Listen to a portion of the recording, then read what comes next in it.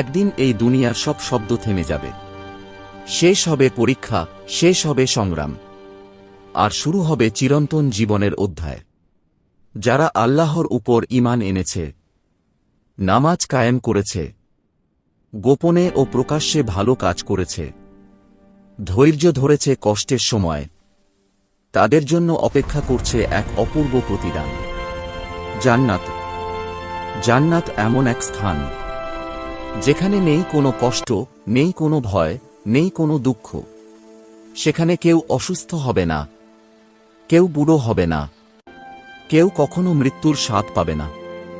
কুরআনে বর্ণনা করা হয়েছে, সেখানে থাকবে বাগান যার নিচ দিয়ে প্রবাহিত হবে নদীসমূহ, স্বচ্ছ পানির নদী, দুধের নদী যার স্বাদ কখনো পরিবর্তন হবে না, মধুর নদী, আর এমন পানীয় যা হবে নির্মল ও পবিত্র।